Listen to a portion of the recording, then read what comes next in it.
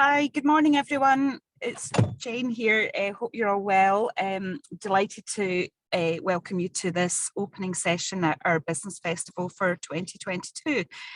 We started this last year when we were all in lockdown, and it does feel like we've moved on considerably since those dark days. So it's really great to see you all this morning. Thank you for joining us.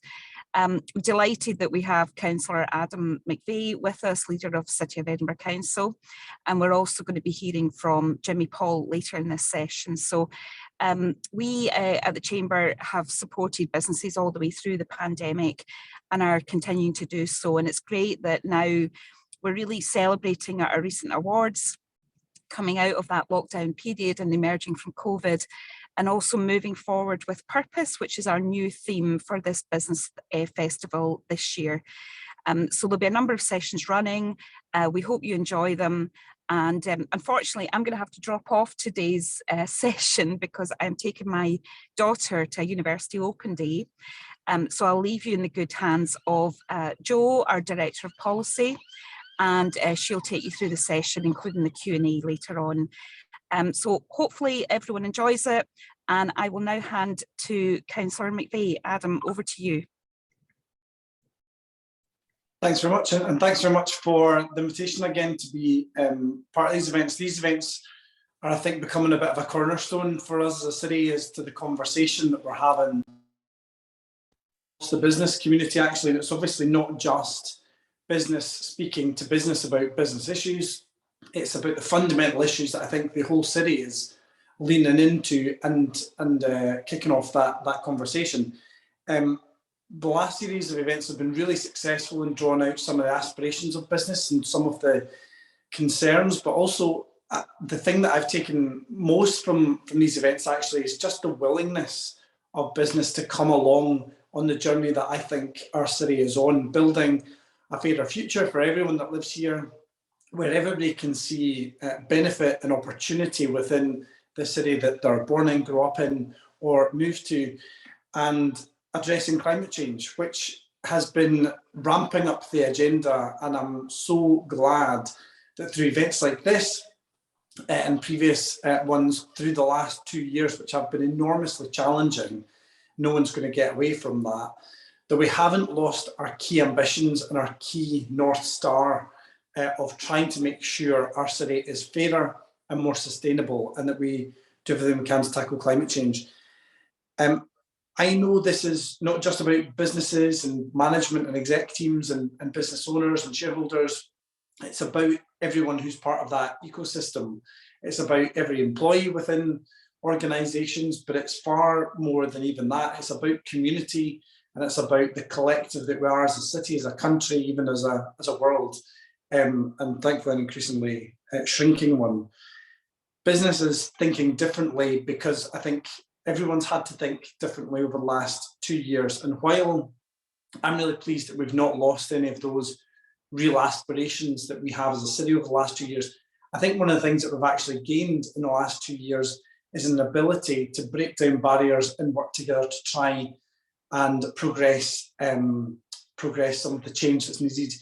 The speaker today looks fantastically interesting because obviously it's not just about the business community as it exists working together on those collective aims, as much as that is fantastic progress that we're making. It's about fundamentally looking at what business does and what the role of that private sector is within our economy, within our community, within our society.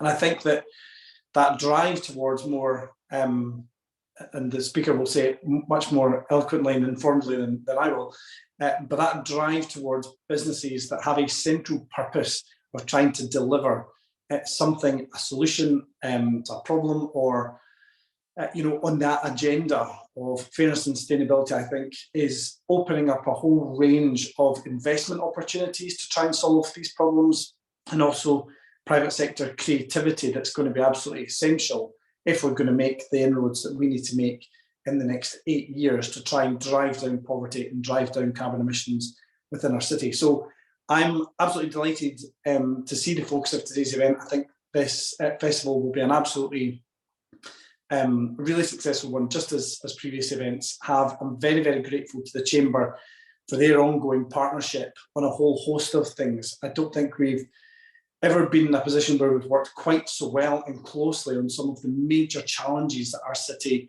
faces, and the leadership that Chamber has shown in putting together events like this and making sure that the business community are having that conversation open, frankly, and with informed expertise, I think has been a tremendous addition to the city's discourse. So thank you very much again for inviting me along to take a small part of today's proceedings, and I wish everybody all the best and hope you get a lot out of today, and I'm absolutely sure you will. Thank you.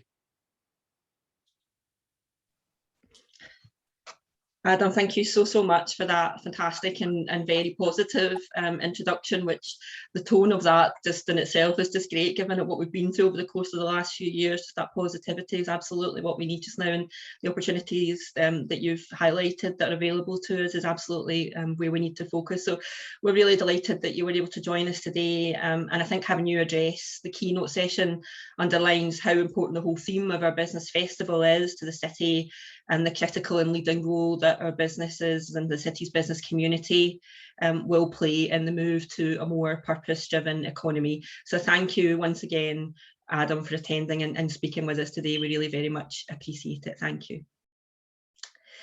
As Jane mentioned, I'm Jo Davidson, and I'm the Director of Policy here at the Edinburgh Chamber of Commerce, and it's my very great pleasure to host the rest of this morning's session, and particularly to introduce our keynote speaker, Jimmy Paul, Director of the Wellbeing Economy Alliance Scotland, known otherwise as We All Scotland. We All Scotland, for those of you who don't know, and I'm sure many of you on the call do know, but We All Scotland aims to deliver a wellbeing economy, one which is in the service of people and planet. The organisation partners with a wide range of organisations from across Scotland, ranging from businesses of all sectors to the public sector, through the flagship Allies programme that they run, to deliver meaningful, sustained change in line with the 5 We All needs of fairness, dignity, participation, connection and nature. Jimmy has worked in a range of leadership roles across health and social care.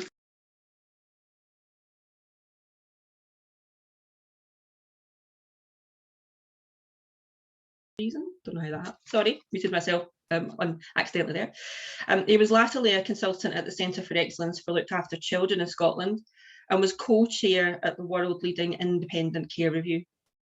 He's an executive coach, a fellow at the Royal Society of the Arts, and has represented Scotland internationally through leadership initiatives at the World Economic Forum and the British Councils. He's particularly passionate about participation and the creative, meaningful involvement of communities which would benefit most from change. So it's quite a resume there, and I'm sure you'll agree that we couldn't really be in better hands this morning to kick off the next 2 days of our business festival. Before I hand over to Jimmy, just a couple of points of housekeeping. You'll all be aware, of course, but just a reminder that the session today is being recorded and live streamed. The Q&A function will be open during Jimmy's remarks for you to post questions throughout as they come to you, and we'll pick those up at the end of his session and go through those in turn. The chat function will also be opened for comments, but if you could try to keep the questions in the Q&A session, that would be really helpful, certainly from my perspective, so that I know that I don't miss anything and everybody's question gets captured in the correct place and we can cover everything, and what I'm sure will be a very, very insightful and interesting and hopefully lively debate and discussion after Jimmy's remarks. So with that, over to you, Jimmy. Thank you so much, Jo. I'm just going to share my screen. Jo, I would quite like if you could just tell me if you can see that and that it's working fine before I start talking. Is that okay? Yeah, no problem. Okay, so that is... Yep, you can see it. You can see it, and if I click from beginning, that okay? Yeah, that's it. You're there. Wonderful, thank you so much, and thank you for such a lovely introduction. And to Adam, what a lovely warm start to this session, and a really hopeful start. That's really kind. Thank you for that introduction. My name's Jimmy Paul. I'm the director at the Wellbeing Economy Alliance, and delighted to be talking to you today. And really, this session is going to be in 2 halves. The first is a bit of an introduction to We All, Wheel Scotland and what we do and the purpose, why we exist. And the second is more about the 7 dimensions of purposeful business and how business can play their part in delivering a wellbeing economy. So I'm delighted to be here. And I will start by saying Wheel Scotland is one of many hubs that are bubbling up all over the world with the express purpose of delivering a wellbeing economy. And as I say at the start of this presentation, we will explore what that means before we get into what that means for business.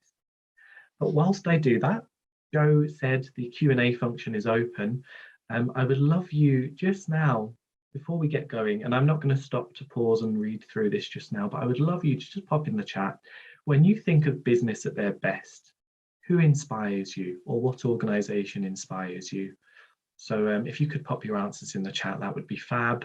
And I would love and look forward to seeing your questions once I finished this session. So the economy. What we do at the moment is take the long road option. We get the economy to grow bigger, but don't fret too much about the damage to people or environment that this does. We sequester a chunk of that via taxation, and we channel some of this money to helping people and planet cope with step number 1. But this doesn't take account of the warnings from the IPCC about being in a code red for humanity. More recently, just a couple of weeks ago, they explained that we have a rapidly closing window for the Earth to remain livable. So not only is environmental justice a key issue, social justice is a key issue. We know that in Scotland, 1 in 4 children are growing up in poverty. We know that the use of food banks is skyrocketing. We know also that the cost of living crisis is going to affect families hugely in the coming months. And I wanted to talk a bit then about the limitations of using GDP growth as a sole measure of success of a nation. And since joining Wheel, and shortly before that as well, I was quite curious whenever I saw on the news, oh, this celebration that, we're back to pre-pandemic levels of growth was the headline just 3 weeks ago. What does that mean for our people, those who need it most? What does that matter when the price of energy is increasing stupidly? What does that mean when the price of fuel is increasing and the cost of living is skyrocketing for people? So for us at Wheel, we are fair weather friends of GDP growth and not its ever faithful followers. So what is the composition and direction of that growth, and who does it serve? And there are absolutely parts of Glasgow and Edinburgh and Aberdeen and Stirling and elsewhere who need to experience some growth, but what is the purpose of that and who does it support? And our founder, Catherine Trebek, often talks about growing up in Australia and the natural disasters and the wildfires that she saw that actually reflects extremely well on GDP because it requires new jobs, it requires construction, it requires trade to fix things, but actually in that measure of GDP is not counted for the treasuring of our natural environment, which is wild when you think about it. So actually much of what makes life meaningful is not captured in GDP, things like childcare, unpaid care work or mutual aid groups. So a wellbeing economy delivers social justice on a healthy planet. That's its express purpose. Its express purpose is not GDP growth at all costs. Now, this is a principle that is hard to argue with, but it does mark a substantial shift away from how we have traditionally thought about economics. And at Wheel Scotland, I said we're one of those hubs that are bubbling up all over the world. We bring together, as Jo said in her introduction of what I do, allies, organisations who are committed to play their part to deliver a wellbeing economy, but also want to be part of a wider group, a wider movement to deliver that wider systems change. And we don't want to exist in 15 years' time. We want to deliver a wellbeing economy, and that's us. So we want to do ourselves out of existence. Jo introduced the 5 Wheel needs when she introduced me, and she did it really well. These have been produced from engagement with people all over the world, from cultures and religions and all of the continents, where in that you will see religious texts and rituals reflected in each of these 5 things. So extensive engagement all over the world through Wheel Global's work, which has produced these 5 Wheel needs. And these are connection, so a sense of belonging in institutions that serve the common good. And in relation to business, that will be a corporate culture that aligns to organisational purpose with collective values. Dignity, Everyone has enough to live in comfort, safety, and happiness. And with regards to business, that's about a business model that creates the means for employees, customers, suppliers, and other stakeholders to live dignified lives. Fairness, justice in all its dimensions at the heart of economic systems, and the gap between the richest and poorest is greatly reduced. And in relation to business, a business model that distributes wealth in a way that supports equity and equal opportunities. Nature, I've already touched on that. Use of natural resources that flow back into ecosystems in a way that supports regeneration rather than causing harm.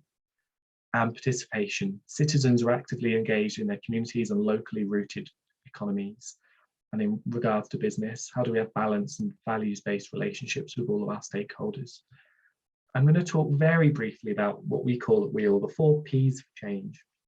That Adam spoke to, just how big a challenge this is to deliver a wellbeing economy, and all of us across Scotland need to play our part, from politicians to business owners, business leaders, business staff, to public sector organisations and third sector. And when you've got 1,000 pieces that you need to put together, say in a puzzle, you start with the 4 corners. So we talk about the 4 Ps as those 4 corners. So what is the purpose of what we do? Are we preventative in how we are thinking? Are we pre-distributive so we get the economy to do more of the heavy lifting? And is what we do truly people-powered? Now, I could spend a lot more time talking about this slide, but I would like to move on to talking about 7 dimensions for the business of wellbeing. So this is a plug for our report. I will pop it into the chat once I finish this session. And we've done a report on the role that business can play in delivering a wellbeing economy. And these are the 7 principles, the 7 dimensions that have come up. And I'll take each one of these in turn. So rather than read them out now, we'll do a bit of a deep dive into each one of these. Redefine success. Is the driving force of your business to serve people and the environment, or is it to comply with consumer demands and regulations? Now, I've got an example for each of these 7 dimensions, and the one I wanted to focus on here is Triodos Bank. They put the emphasis on redefining success in terms of their work. They're a B Corp based in Netherlands. They are very careful with who they lend money to, channeling their credit with their vision, which is aligned wholly to sustainability. And that really challenges that prevailing narrative of banking to be about profit at all costs. So that's quite different. And I'm soon to open a bank account with Triodos because I think they're absolutely fab. Business ownership and governance. Do we centralize governance to a few individuals, or do we delegate decision making to those places where people are affected? And probably my favorite of the 7 examples is Auchrani Resort. Before I knew about the fact they were employee owned, I went there on my honeymoon with my wife, and it was absolutely fantastic.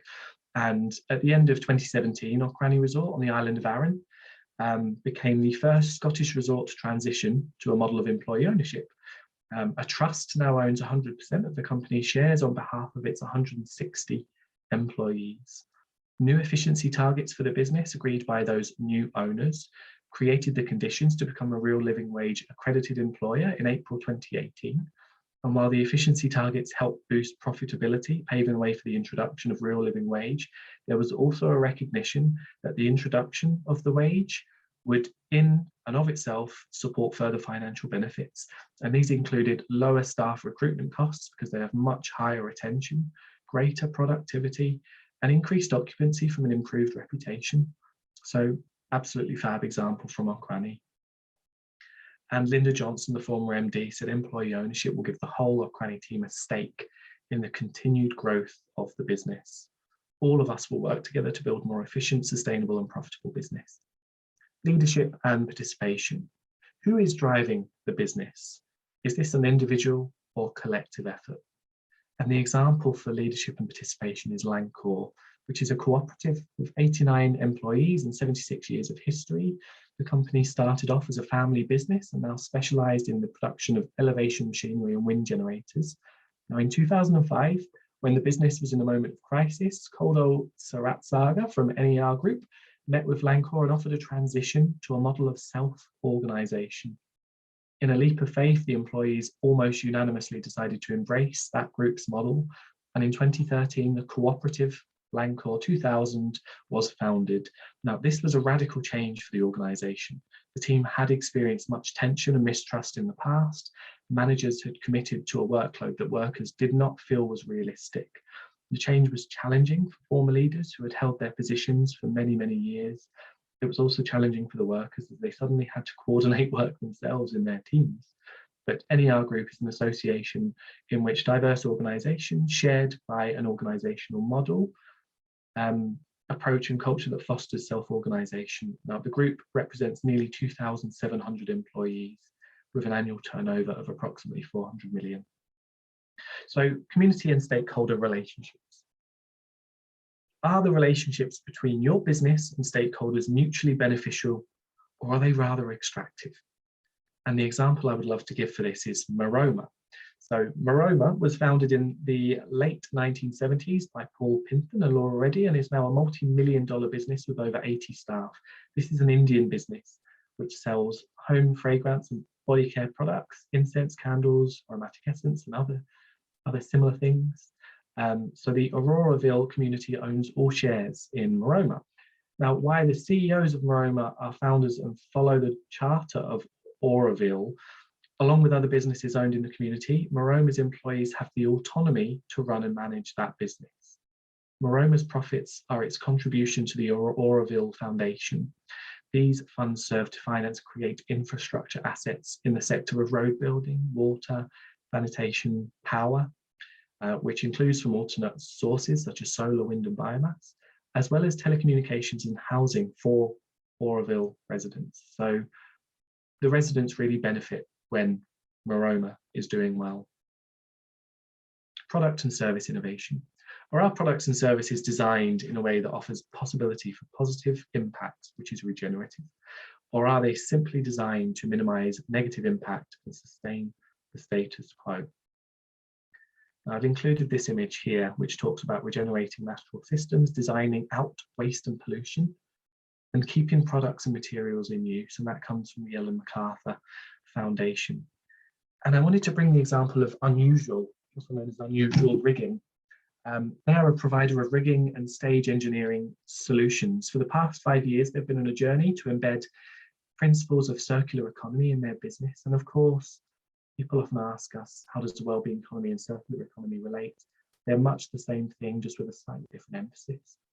So historically, Unusual had employed a rental system for its products, which had been efficient at managing material loops. As the company strives to transition towards a fully circular business model, its new goal is to become effective at closing material loops. So no longer viewing their products as having a limited lifespan, which means that Unusual are able to design and offer them as a service. This has resulted in more than 50 tons of steel to date being reused during the course of a year, saving thousands of tons of CO2 emissions. In terms of closing their own energy needs loop, the company has installed solar panels at their principal site. An important additional step Unusual are taking is to share their story of their journey of working collaboratively with their community of suppliers and customers to bring the circular economy to their industry. Through collaboration and sharing, they are demystifying innovations in the circular economy and showing that it is not just achievable, but optimal for medium-sized businesses to also embark on that journey. So much like the other examples I've shared with you, this really is about the art of the possible. Accounting for impact and return on investment. How far do we translate our vision into concrete outcomes which are measured? And another example that I really love is Tony's Chocolonely, which I imagine you'll all be quite familiar with. So the founder of Tony's Chocolonely said, malpractices in the cacao industry drove me to set up Tony's. Many plantations in Western Africa practice slavery and child labour even today.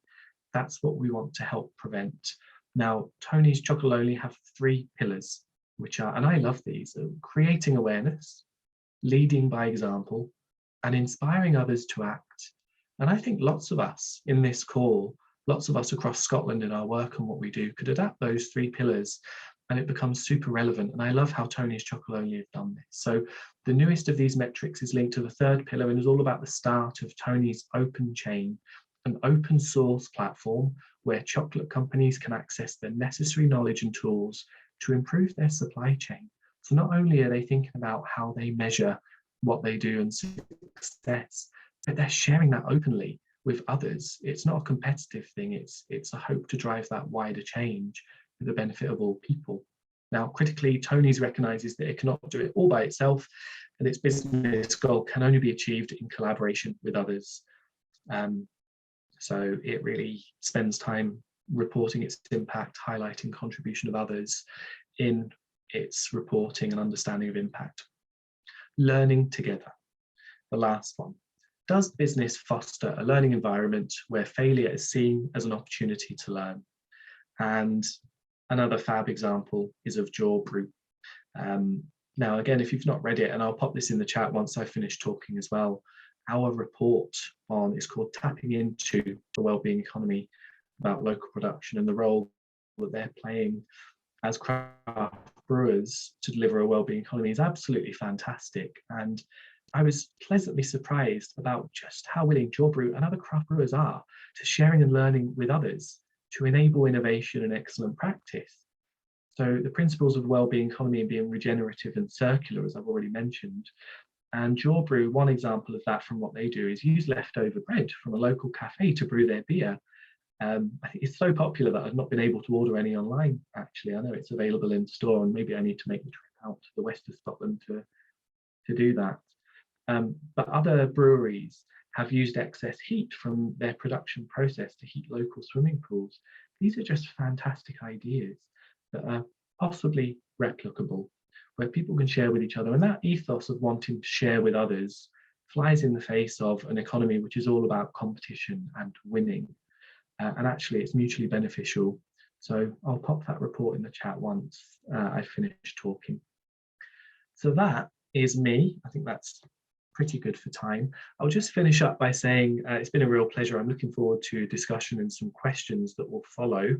And in terms of our allies, our existing allies, a special mention for Remarkable, who do really good work in this space. Scotland Can Be, who do really good work helping to drive purpose-driven businesses and helping people to understand how to get to delivering that. And also a recent development from Simon Farrell and Everyone's Edinburgh. And if you've not heard of that, again, that's the third link that I will pop into the chat because it's well worth a look, everything that Simon's doing, and I know he's involved in this business festival. And the last thing I'll say before I finish up is, if you are interested in learning more about a wellbeing economy or joining the group of allies, you are very welcome to do so. It is free to join unless you would like to donate upon joining, but that's your choice. It's free to join, and we're all about playing our role, our individual part to deliver that, but also that collective learning and collective influencing for wider systems change, which we know is so crucially important. I'll finish there. Back over to you, Jo. Thank you so much, Jimmy. That was just brilliant. There were so many things to pick out of that.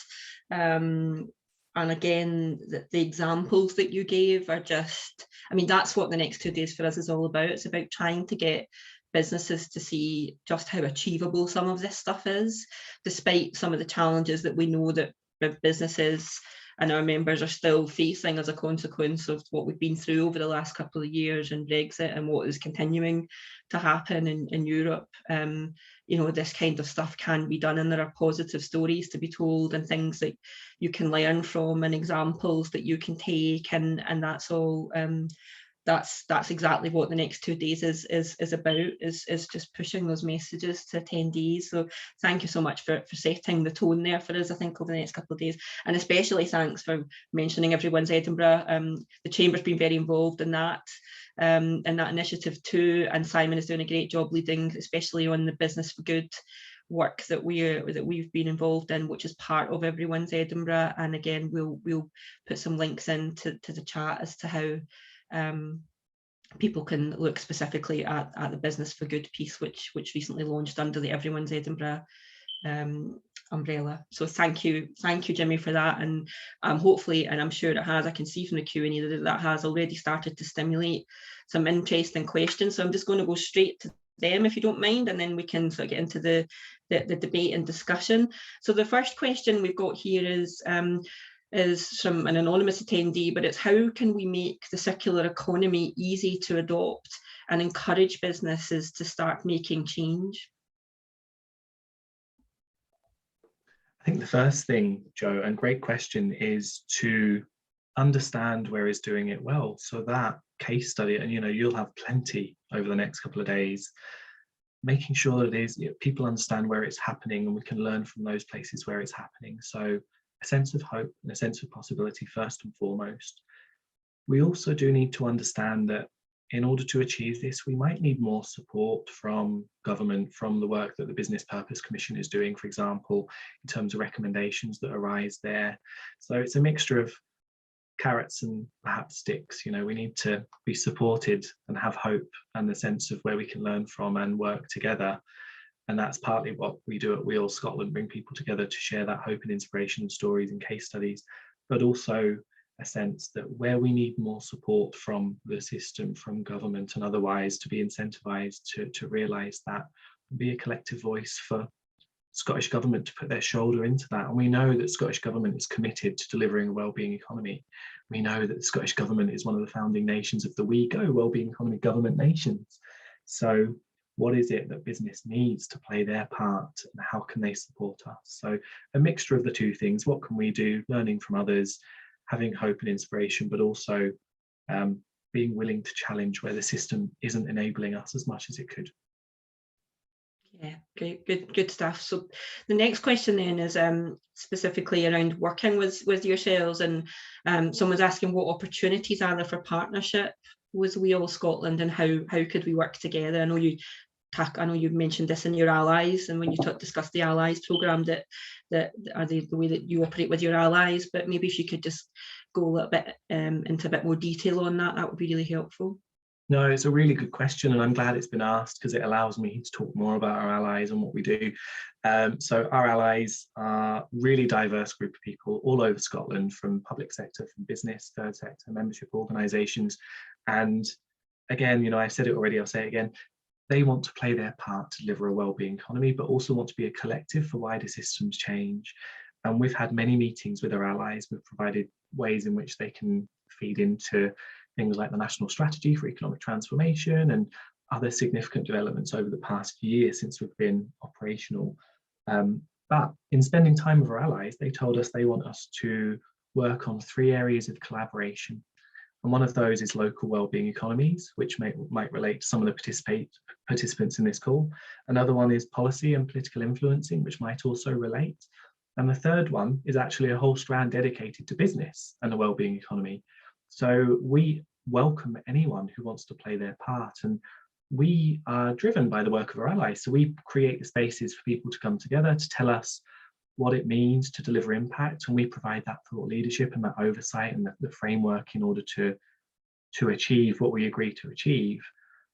It's looking like we will host across this year a series of blogs, maybe even podcasts if we want to get creative, and provide ways in which businesses and business leaders can share their views on what they want to see from Scotland, what's important to them, or maybe even more case studies. And then it's looking like that will culminate in either a letter to Scottish Government or a white paper, something that says, we collectively believe this and we all sign this because we want to play our part, but can government do a bit more? Can you put your shoulder into this? So there's a very clear way in which businesses and people in this call can get involved. Just reach out to me. What I will do again when I finish talking just now is pop in the chat the way you can join as a member. It's very easy to do. Brilliant. Good, great plug there as well. Well done. I approve. Another question here is, how can more traditional or more corporate businesses start making changes to become more purpose driven?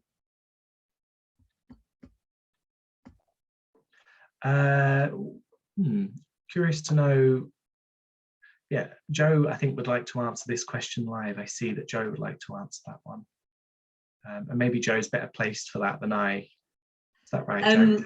Yeah, no, that's just the answer there is just the stock thing that the chat function does when I've asked the question. But I guess that is something that we are looking at doing through what we do as a chamber, but also through the work that we're doing with Everyone's Edinburgh and Business for Good, is to start to sort of I guess raising that awareness is a key thing, I suppose. I guess helping people to understand just what exactly purpose-driven business is the first stop, and maybe not a lot of businesses at this point understand what that looks like and how they can do it.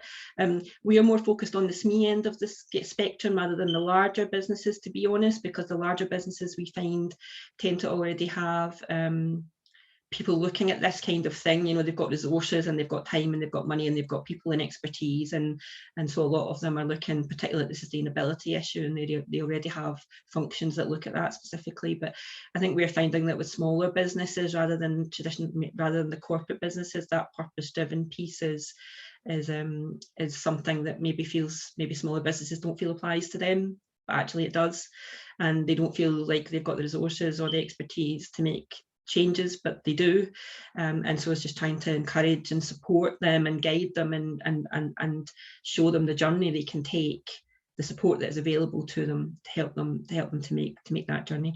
But I guess maybe is there something that you guys at We All Scotland are doing, I think particularly in terms of that broader awareness piece and the understanding of what a purpose-driven business is and how people can get involved? That would maybe be useful to hear a bit more about. Yeah, sure. And sorry, I got confused with the tech there. I wasn't sure what was going on. So ignore that. So I will cycle back to the actual question then about corporate and bigger businesses. And that really, the point to stress here is the role of that first dimension that I spoke about, redefining success. Because everything else really, all of the other 6 dimensions filter out of that. And what is it we agree is success in terms of what we do? Is it growth by a certain amount, or is it actually an immersion into our communities, the feedback that we're getting from those that we exist to serve, or our customers, or whoever? We are working with 2 organisations at the moment to help them redefine success. And one of those has created a theme of work, what they call the Upstream Mindset. So again, similar to the circular economy principles, how can we develop ways of working, ways of investing, ways of purchasing and procuring that do think and act more upstream and are less wasteful and actually have our customers more in mind, alongside, of course, the need to be sustainable as an organisation. So I would say, to answer that question, a heavy focus on redefining success is key. Brilliant, thanks for that. And I'm going to jump here because Simon has asked a question, which is Simon Farrell, which is actually quite aligned with the conversation that we've just had and the answer that you've just given, which is how can we make the idea of the wellbeing economy more broadly understood and tell people about Scotland's ambition in this area, especially across the business community? So I guess there's similarities there with what you've just said and how you would go about that. Yeah, I think so. And I think also, we're a tiny young organisation at We All Scotland, and we can't do all of this on our own, nor should we. So it's so important that we work with others that are playing their part, they have a platform, but also, as you say, Simon, that people understand, because there are lots of different, people talk about inclusive growth and the circular economy and the wellbeing economy, and just being clear that those are much the same. We talk about a picnic blanket of lots of different ideas on that picnic blanket with a slightly different focus. Wellbeing economy is not one that seeks to be exclusive. So it's just making sure that people understand what the term is, demystifying that term, helping to bring it to life through lots of examples. And I suppose in terms of what we do, we want to spend time working with all government portfolios and those that work across those. We want to spend lots of time with business to help bring this to life to business. Similar with things like community wealth building when you come to local wellbeing economies and bringing this to life for public sector organisations, for example.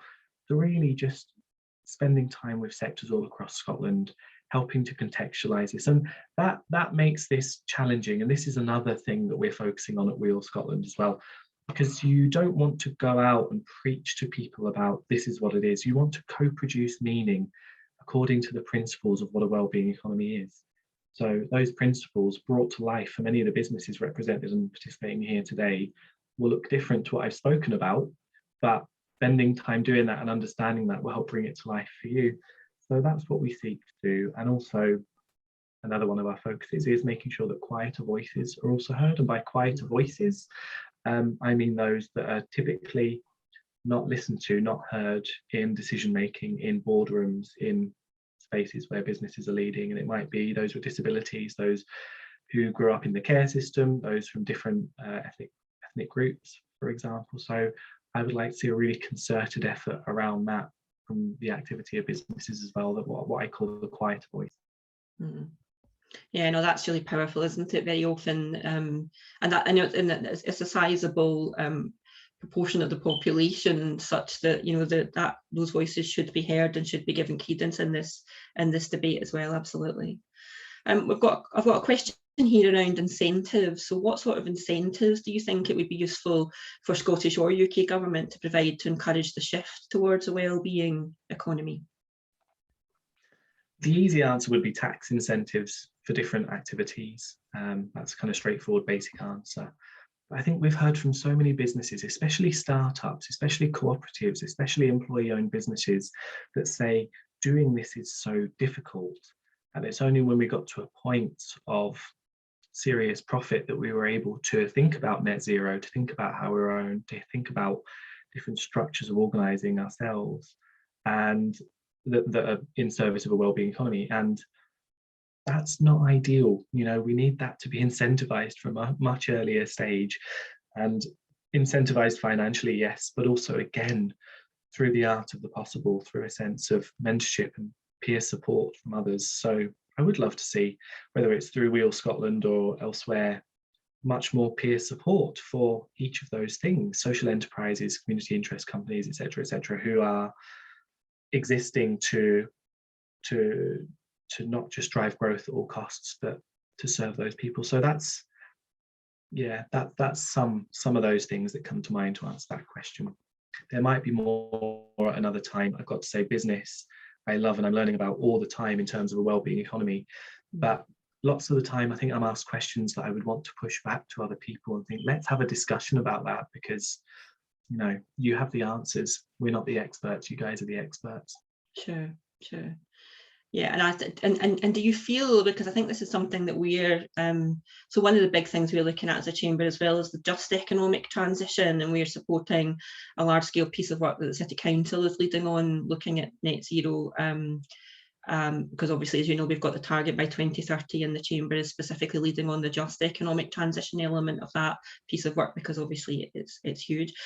Do you feel that there is a kind of tipping point coming where businesses now see that this is not just a nice thing to do, but something that they are going to have to do in order to remain competitive, to attract the kind of talent that we know is a struggle for most people to attract at the moment? Do you feel that we're there yet, or do you feel like there's still quite some way to go before we get to that tipping point, as we call it? Great question. My sense of that changes depending on what day it is, to be honest with you. Sometimes I spend rooms in spaces with people where I feel really optimistic about this, and people understand that this is profitable for them. It's good for people, it's good for planet, it's a no-brainer. But actually increasingly trust is such an important currency in the world that we live in today. Much more so than it was 50 or 60 years ago, that's for sure. And there are times then, conversely, when I hear that people are opposed to this idea, that it threatens their existing models, that they're quite powerful voices, and that's a real shame. And of course, how we challenge those in those positions of real power and influence will take time. So I feel a mixture of things, to be honest, Joe. I feel a mixture of optimism and hope, and seeing and sharing some of the practice and examples that I was able to share with you today, not just from Scotland, but all over the world. And there are plenty more examples from Scotland. Gives me hope. But I think those organisations and many others need a sense that this is possible and this is beneficial for them and for others. And so we need to continue to push on forward and fight that good fight. Great. And I guess just we've got another couple of questions, but just another one, just sort of because it's kind of aligned, I guess, to what we've just been discussing. Just from me, is that whole, in terms of that just transition piece, how can you measure that? You know, what sort of measurement and impact measurements are you looking at, and what does good look like for you? How will you know when you've achieved what it is that you've set out to achieve, so that you don't need to exist in 15 years time, as you said in your presentation? How will you know that you're there or getting there? Yeah, and this is some work. So how will we measure this? Is likely to be a feature of that deep dive into the business work stream that I spoke about as part of our work, because again, the experts are out there and we need to bring them together to get their heads together to think about this. So I'm not sure, in short, but in terms of the principles that will underpin that, do people feel valued? Is work offering dignified work and lives and opportunities for living? Are people able to participate in what they're doing and have a say, and not just workers, maybe communities as well? And these are things naturally things that are much harder to measure and quantify, but we do need to triangulate. And you know, it relates to this point. It's more widely to do with a wellbeing economy rather than business, but our founder, Catherine Trebek, often talks about, you know, instead of GDP, how about we have a basket of measures which better reflect community well-being? So there will be some measures that reflect community well-being, some measures that reflect how businesses are doing in that, I imagine. But she often talks about girls riding bikes to school. And if that was one of a basket of things that we measured, it would mean that there are less cars on the road, so there's less pollution. It is safe in that community for girls to ride a bike to school. Families can afford bikes. School has the ability to store lots of bikes. Children are getting exercise they wouldn't have otherwise got. Lots of different things that better reflect community well-being that at the moment isn't captured in GDP. So again, it's kind of hard to prescribe what we would measure onto this, but only through a process of co-production would we be able to generate really meaningful things. But it does need to sit alongside those principles that I spoke about earlier of a wellbeing economy. Brilliant. Yeah, it's a big question, I guess, probably an unfair one for this this discussion, but definitely a big question. Susan Jones is asking, what are your ambitions for the Scottish economy over the next 5 years? Ooh, great question. Great question. If I had to put something into a sentence to answer that, it would be that Scottish Government, and therefore businesses, and therefore society, doesn't just see a percentage of GDP growth as something to celebrate. That we understand that that is a percentage, but there is much more to it than that. And maybe at the moment, you know, I said earlier, the direction and composition of that growth. So really, in 5 years' time, if the narrative and discourse is around a discussion of what that GDP growth means for communities and people and how it's directed towards those who need it most, that would be a big win, because that would be a significant step towards delivering a wellbeing economy, that critical analysis of what this means for people. Other than that, I would like to see, as I've said, much more support for businesses, especially those who are employee-owned, social enterprises. Much more support for community wealth building at a local level, which I know you'll be aware of and conscious of at the Chamber. And I would just like us to be more clear. So the National Strategy for Economic Transformation, for example, there are some great parts to it, and there are some really, it's a shame. Some of it is a real shame, because converse throughout the report, there's lots of talk about growth, again, with no sense of what it means. Growth is a means rather than an end to achieve something else, an end rather than to achieve something through its means. In short, a much better, higher quality discussion and discourse around what our economy means and why it exists to serve. And I guess a link to that would be a little bit more on the how. I think that people are struggling with the how at the moment. You know, the ambition is there, as you've said, the willingness is there, some of the understanding is there. Yes, we have a little bit more to do on that in terms of in the broadest possible economic sense, but I think something certainly we hear as well a lot is it's the how. You know, a lot of particularly smaller businesses, they just want to be told what to do because they just don't have the time and the resource and the expertise in-house to and they're too busy, particularly at the moment, sort of trying to, you know, make sure there's enough cash in the bank to pay wages at the end of the month, you know, and they've got very, very immediate priorities. So it's the how piece, you know, and I think and really happy to sort of get involved and support the work that you're doing on that side of things as well, which I know will be helpful. We have another question here, and it's about, as you know, we've got local elections looming on the horizon. So the question is, what would be your key asks or questions to some of those candidates that are standing in that election? Another great question. I think the first would be, and just to give you an insight, we are the convener of a cross-party group on a wellbeing economy for Holyrood. So I think the first question I would ask is, what are you doing and what will you do for your constituents to deliver a wellbeing economy? And I would like them to drill down into participation, business, I suppose the public sector, thinking upstream rather than downstream. So I would ask that, and those questions would be follow-up questions around the specifics of that. Yeah, that in short, in a sentence, Joe, would be what my focus would be, because you'd want to understand. I think one of my worries for this, so I used to work at The Promise, which is the independent care reviews output, and it was a fantastic piece of work where we secured cross-party support for what we did.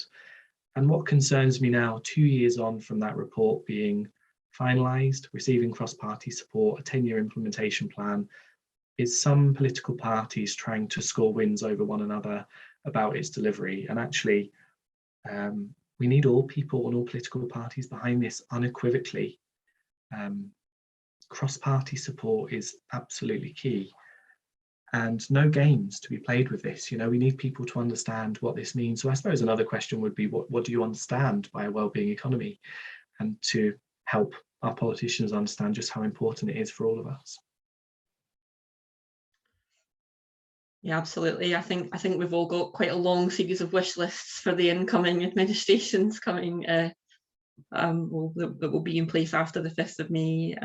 We're actually doing a hustings event as well. So some of these messages we'll be putting to potential candidates ahead of the election. You know, I think our view is, you know, the recovery will happen on their watch, and this really important piece of work will happen on their watch.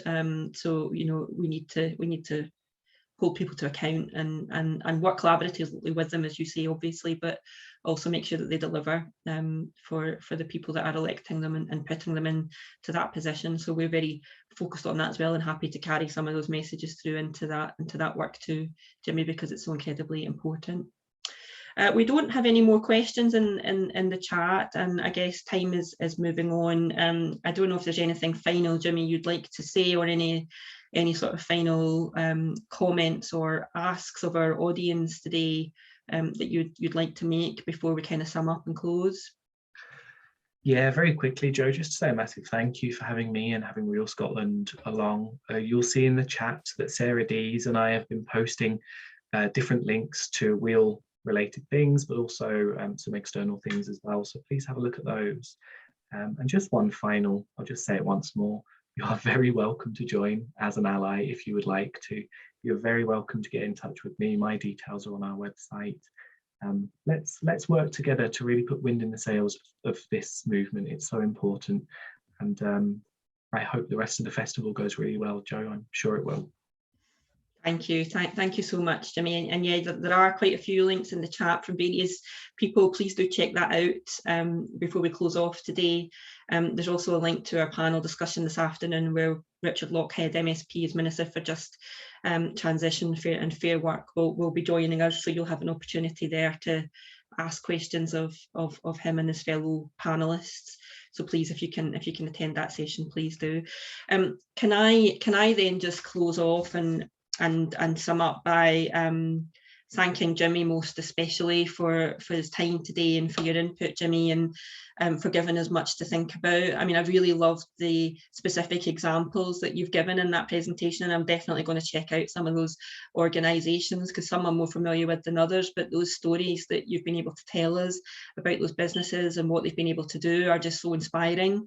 And I think, you know, there's much that we can learn from all of those businesses, and I'm sure many of the others that you deal with and many of your allies. So thank you for sharing that. I particularly love the take on GDP, and I think this is something that we'll lean into a bit as well in terms of the limitations of it in this basket of measures, which sounds to me perfectly logical and rational, and something that we should take a look at. I think if COVID's taught us anything, it's taught us that, you know, some of the old and more traditional ways of doing things are maybe not the way to do things moving forward. So I think that's something we really want to look at. And I also really loved the definition that you put together of what a wellbeing economy is, you know, delivering social justice on a healthy planet. It's succinct, you know, it's ambitious, and it's unapologetically so clearly, but you know, I think it belies a lot of the work and a lot of the challenge that we face to try to get there, but it also, I think, gives hope and sort of underlines the opportunity that exists for us all. And I think this is, again, a message that we're keen to push generally, but certainly over the course of the next couple of days, is that everyone tends to look at these things as a challenge, and I don't have time, and I don't know what to do, and I don't have the resources, but actually the opportunities that exist in this space for meaningful, sustainable growth for business are there and are great, and, you know, something that we really want to lean into and want to make sure that we get that message across. So thank you once again, Jimmy. It's been so insightful. It's been a great session to kick us off. Honestly, we couldn't have asked for better. And we will heed the call to get engaged with you. I'm sure others on the call will do the same. Can I thank also all of our other speakers today? So Jane and Adam, although they're not here with us anymore, thank you to them for welcoming us, and particularly Adam for setting the scene. Can I thank the Chamber team who've worked really hard to put all this together? They're just at the start of their 2 days, so I'm sure it'll all go well over the course of the next couple of days, but they've put a lot of work into pulling all of this together, so thank you to them. And can I also especially thank all of our attendees today, everyone, for your time and attention. I know 9 o'clock in the morning's become a sort of time when people are not necessarily ready to jump on into meetings, but thank you for coming, thank you for your contribution, thank you for your great questions, and thank you for putting all the links and things in the chat so that we can carry on this conversation after the session closes. And as has been put in the chat, we've got another session this afternoon, and there are still spaces in some of the sessions that we've got over the course of the next couple of days, so please go to the Chamber events page, have a look at what's on, and hopefully we will see you at more sessions over the course of the next couple of days and in the future. So on behalf of the Chamber, thank you again for joining us. Thanks to Jimmy and all of our speakers, and we hope to see you again at an event sometime very soon. Thank you.